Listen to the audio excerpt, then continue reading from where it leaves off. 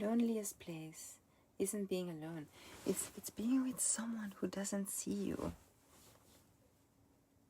I used to think the hardest thing in life was being alone. But I was wrong. The hardest thing is sitting next to someone who says they love you while feeling completely invisible. The hardest thing is shrinking yourself just enough to keep the peace. Laughing when you're hurt. Saying it's okay when it isn't. Pretending you don't need reassurance because you don't want to seem needy. I have experienced loneliness in crowded rooms, in long relationships, and even in moments where someone was holding my hand.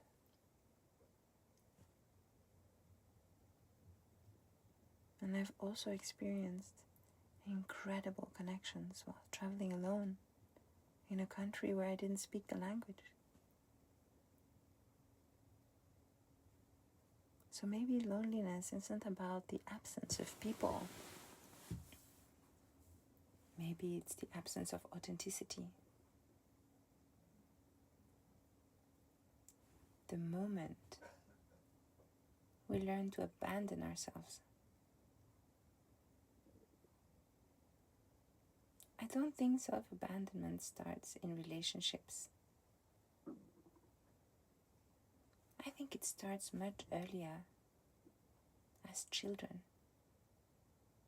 We quickly learn what gets us love. Maybe we become the easy child, the helper, the achiever, the funny one, the one who never complains. And slowly we disconnect from our own truth. Not because we want to, because belonging feels like survival. So we grow up believing love is something we earn by being more patient, more beautiful, more understanding, more forgiving. Until one day we realize we've spent years becoming everything except ourselves. People pleasing isn't kindness. This realization changed my life.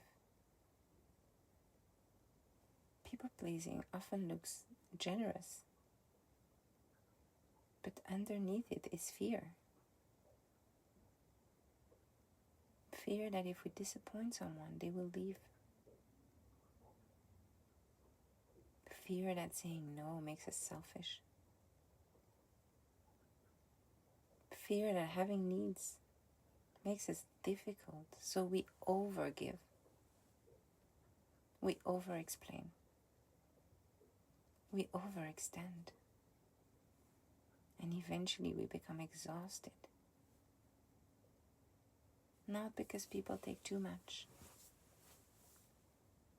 but because we never stopped giving.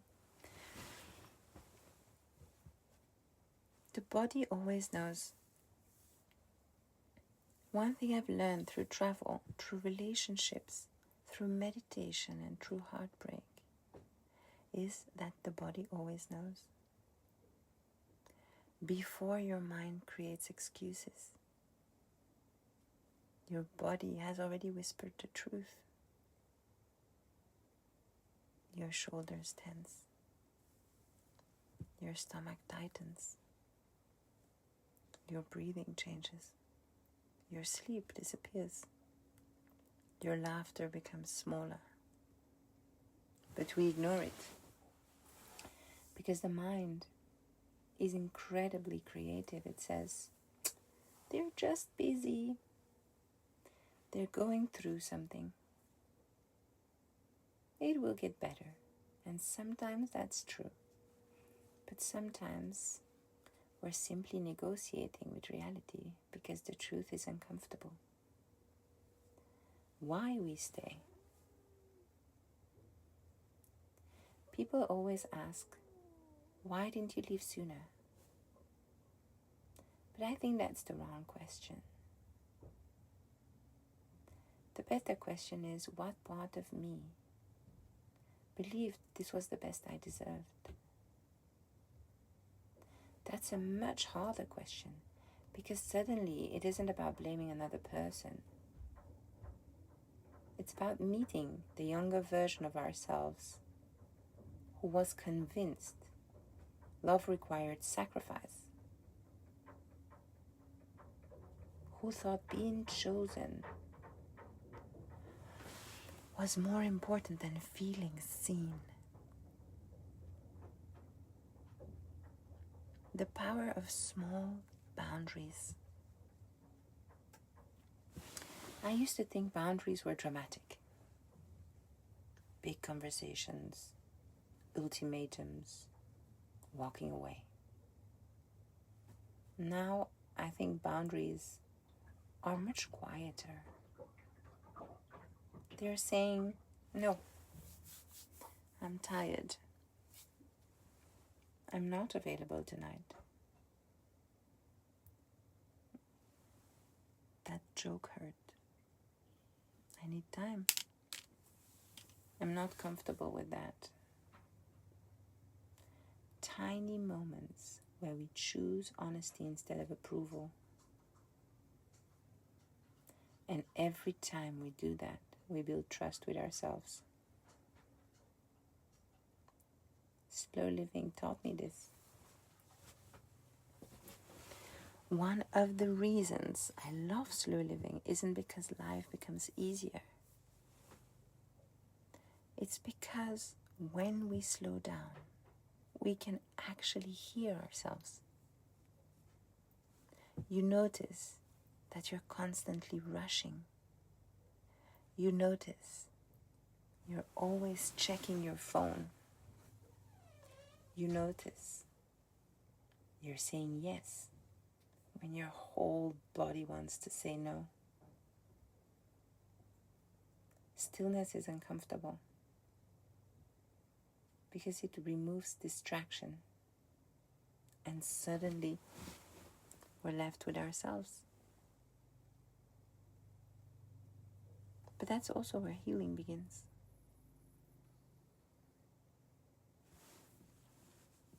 Love should expand you. I've stopped measuring relationships by intensity. Now I ask different questions. Am I laughing more? Am I sleeping well? Do I feel inspired? Can I disagree without fear? Can I cry without apologizing? Can I be quiet without performing? Because I don't think love is supposed to make your world smaller. I think it should expand it. You should become more curious, more creative, more alive, not less. It's coming home.